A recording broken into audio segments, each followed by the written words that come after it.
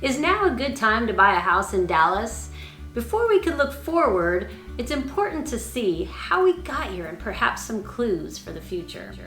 Dallas, Texas has been a safe haven for large corporations moving to Dallas, especially Frisco and Plano. Absolutely. And according to the Dallas Regional Chamber, there are right now 102 major corporations considering moving their headquarters right here to North Texas currently. To give you an idea, pre-COVID-19, there were just about 80. What that tells us is that Dallas, Texas is a very desirable location for businesses and business headquarters. It bodes very well for our growth here in DFW, and there are many corporations who are leaning on moving here.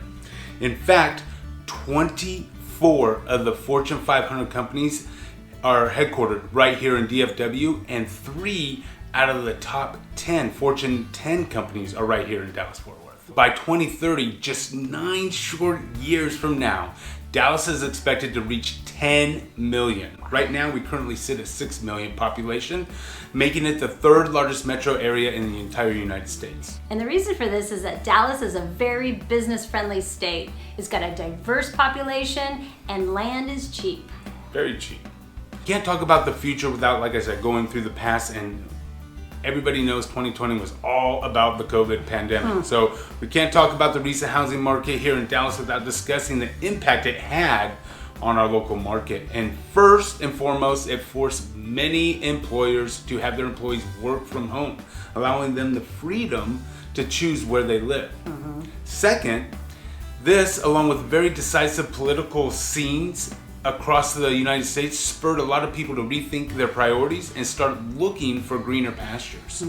This created huge demand, especially in new construction, pretty much wiped out a year or two's worth of lots, creating a huge wait list, and in most cases, a pause in the release of selling new homes. Where does that leave us for the rest of 2021 and beyond? First, interest rates continue to hover around all-time lows, giving buyers the opportunity to afford more. Remember, for every 1% in interest rates, it correlates to 10% buying power. So let's go over a quick example. Mortgage amount of $300,000 at 2.92%. Your monthly payment would be approximately $1,252. If rates jump up a point, that same mortgage payment would increase to $1,418. So in order to get the same payment of that $1,252 for $300,000, your mortgage amount would be reduced from $300,000 down to $265. And this is a big reason why so many are purchasing right now, even though it's in an extremely competitive market. Now, the good news is that interest rates aren't expected to move much between now and 2023. Now, what do we see for the rest of 2021? Honestly, I see a bit of leveling off a bit. Builders are starting to slowly release a couple lots a month, which helps in supply. Now, be on the lookout for a new video that we're going to be doing in the near future on new construction and everything that's happening with that. Plus, there were several new communities slated to open in 2021, which are still releasing, and this will help.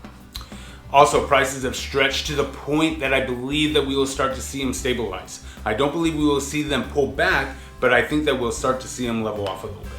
For example, the Dallas median home price jumped 28.6% year over year for February 21, which is a ton for this area. So now I think we're at our max, and I think, like I said, things are going to start to level off and plateau a little bit. So is right now a good time to buy in Dallas? The answer is yes, in my opinion. I don't see anything really cooling off the market. This area will continue for the next decade to explode in population. More and more corporations are moving into North Texas and creating higher paying jobs. So at the end of the most recent reporting period, 2.7 million homeowners, that's 5.1% of all mortgage holders, remain in active forbearance. So this is something that we want to keep our eye on. Something has to be done with the forbearances within loss mitigation. If we start to see these banks and lenders start to foreclose, then all bets are off, but I don't honestly see that happening. So we hope you found this video helpful. And don't forget to give us a call, text, or email. Whatever you gotta do to get a hold of us, just get a hold of us.